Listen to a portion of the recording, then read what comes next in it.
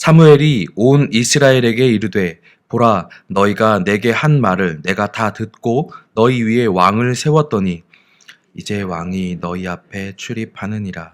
보라 나는 늙어 머리가 휘어졌고 내 아들들도 너희와 함께 있느니라. 내가 어려서부터 오늘까지 너희 앞에 출입하였거니와 내가 여기 있나니 여호와 앞과 그의 기름 부음 받은 자 앞에서 내게 대하여 증언하라. 내가 누구의 소를 빼앗았느냐, 누구의 나귀를 빼앗았느냐, 누구를 속였느냐, 누구를 압제하였느냐, 내 눈을 흐리게 하는 뇌물을 누구의 손에서 받았느냐. 그리하였으면 내가 그것을 너희에게 갚으리라 하니 그들이 이르되 당신이 우리를 속이지 아니하였고 압제하지 아니하였고 누구의 손에서든지 아무것도 빼앗은 것이 없나이다 하니라.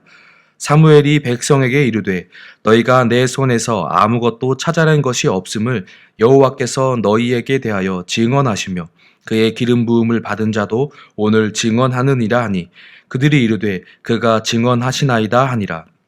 사무엘이 백성에게 이르되 모세와 아론을 세우시며 너희 조상들을 애굽 땅에서 인도하여 내신 이는 여호와이시니 그런즉 가만히 서 있으라. 여호와께서 너희와 너희 조상들에게 행하신 모든 공의로운 일에 대하여 내가 여호와 앞에서 너희와 담론하리라. 야곱이 애굽에 들어간 후 너희 조상들이 여호와께 부르짖음에 여호와께서 모세와 아론을 보내사 그 두 사람으로 너희 조상들을 애굽에서 인도해 내어 이곳에 살게 하셨으나 그들이 그들의 하나님 여호와를 잊은지라. 여호와께서 그들을 하솔 군사령관 시스라의 손과 블레셋 사람들의 손과 모압 왕의 손에 넘기셨더니 그들이 저희를 치매 백성이 여호와께 부르짖어 이르되 우리가 여호와를 버리고 바알들과 아스다롯을 섬김으로 범죄하였나이다. 그러하오나 이제 우리를 원수들의 손에서 건져내소서.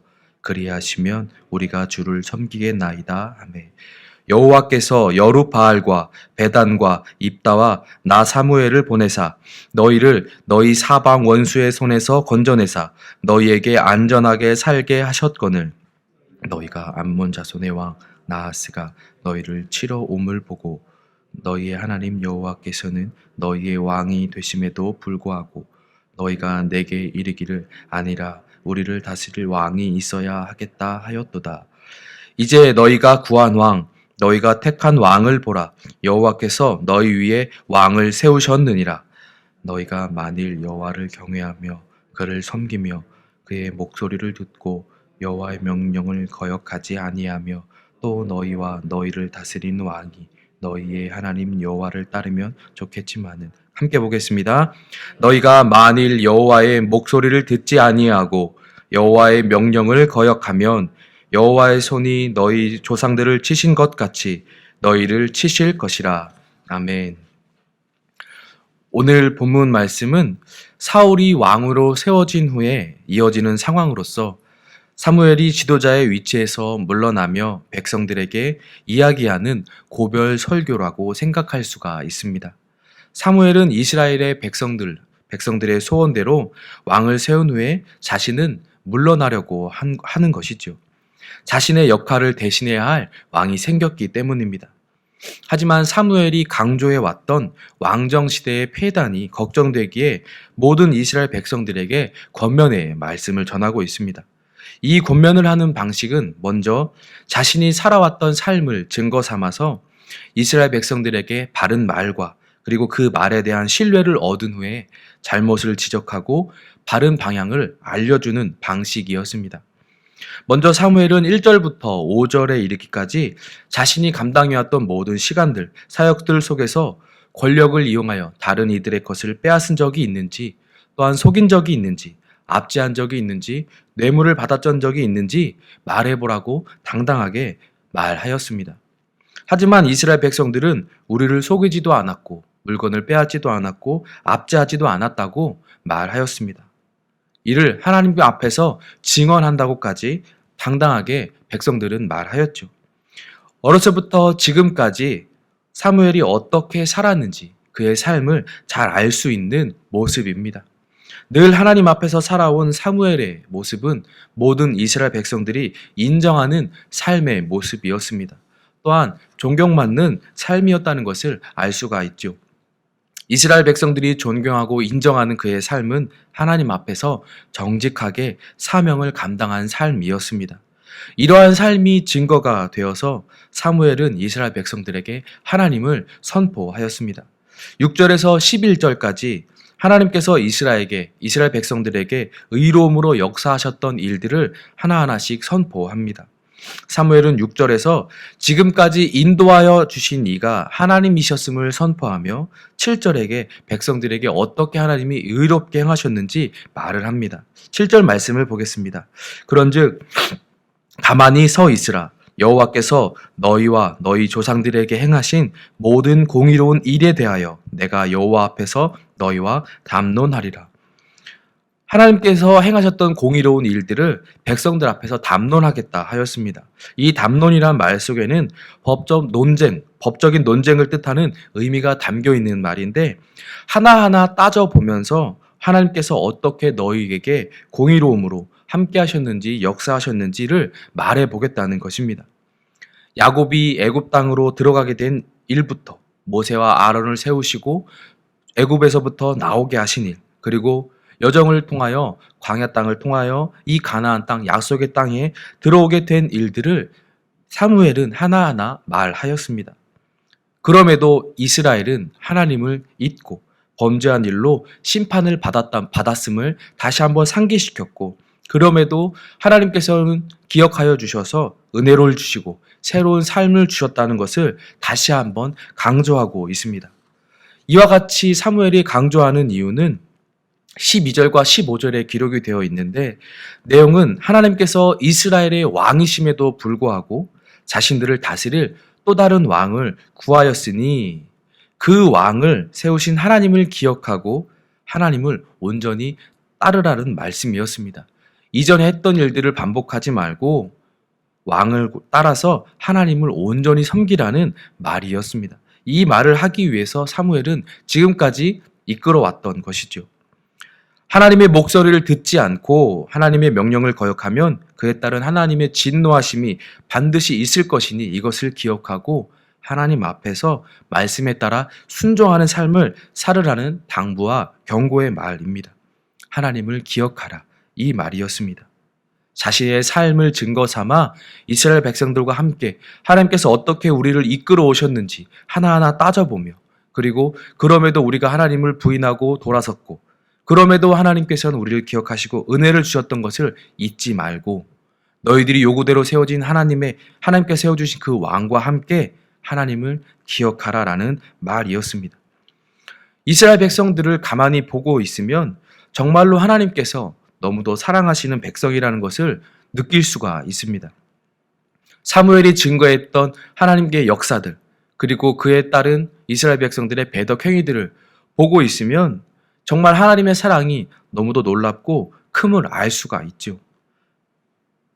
하나님을 배반하고 뒤돌아섰음에도 사무엘과 같은 지도자를 하나님께서 세워주시고 다시금 하나님의 말씀을 듣도록 또한 순종하도록 이끌어주시는 은혜가 늘 이스라엘 백성들 가운데 있었기 때문입니다. 자신을 뒤로하고 왕을 세워달라는 이 철부지 같은 이스라엘 백성들의 요구에도 응해주셨고, 또 하나님을 통하여서 너희들의 요구대로 응해줬으니 하나님을 잊지 말고 기억하라라는 말씀을 주시고 있기 때문에 이 자리에 있는 이스라엘 백성들은 하나님의 너무도 크신 사랑을 온전하게 입고 있는 모습이기 때문입니다. 우리 교회 가운데에도 이러한 하나님의 크신 사랑이 가득한 줄 믿습니다. 우리를 이끌어 가시고 우리 가운데 하나님의 사람들을 보내주셔서 말씀해 주시고 또한 이끌어 가시는 줄을 믿습니다. 바라기는 이 말씀을 듣는 우리 모든 성도님들이 사무엘처럼 하나님 앞에서 정직하며 순종하는 삶으로 살아갈 수 있기를 소망합니다. 그리하여서 나를 통하여 하나님께서 사랑하시는 공동체를 위해 기도케 하여 주시고 또한 이끌어갈 수 있는 일에 쓰임받는 각자의 삶이 될 수 있기를 예수님의 이름으로 소망합니다.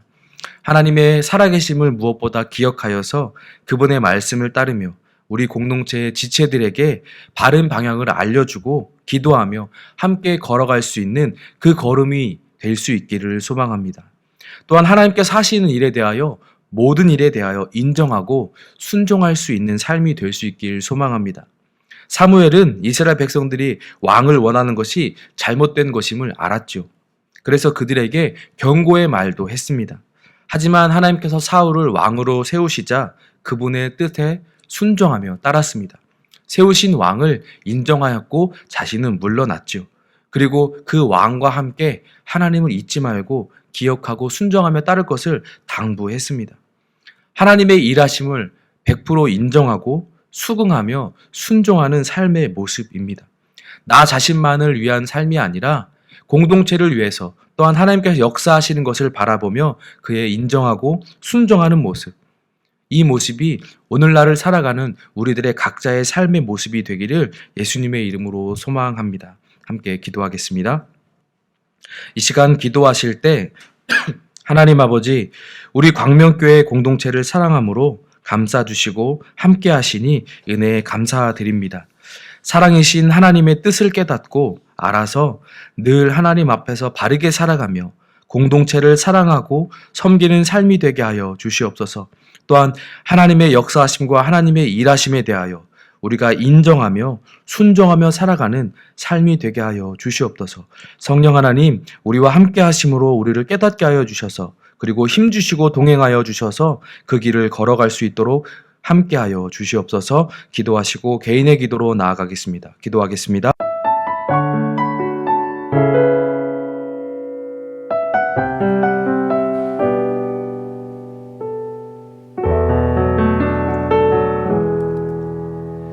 예수 나의 좋은 치료자,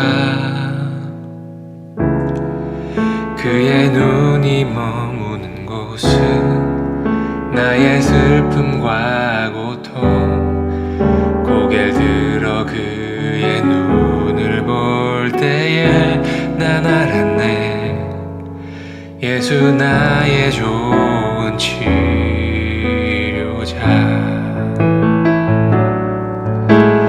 예수 나의 좋은 치료자, 그의 손길이 닿는 곳은 나의 상처와 아픔, 영원히 흐를 것 같았던 눈물 다 멎었네. 예수 나의 치료자.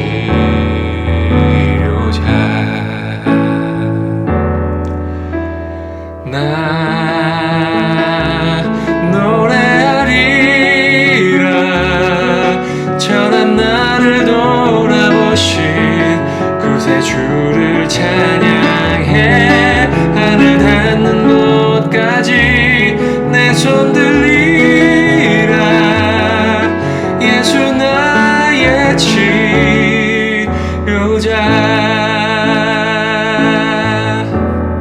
예수 나의 좋은 치료자, 그의 손길이 닿는 곳은 나의 상처와 아픔, 영원히 흐를 것 같았던 눈물 다 멎었네. 예수 나의 치료자. 나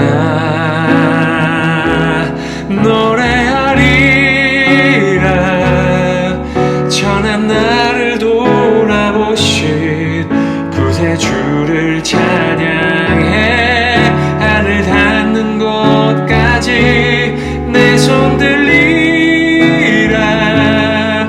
예수 나의 치료자.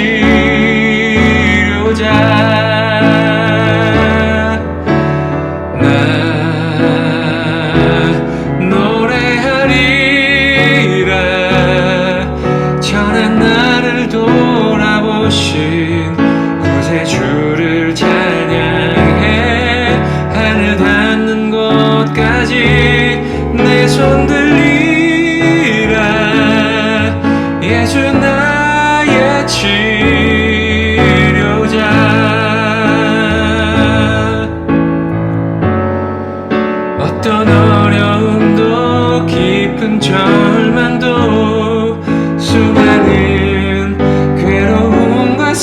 슬픔도 주로 인하여 모두 지워지리라. 예수 나의 치료자. 난 노래하리라. 전한 나를 돌아보신 구세주를 찬양해. 하늘 닿는 곳까지 내 손 들리라. 예수 나의 치료자.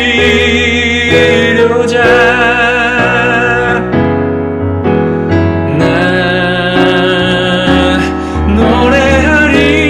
노래하리라. 전한 나를 돌아보신 구세주를 찬양해. 하늘 닿는 곳까지 내 손 들리라. 예수 나의 치료자.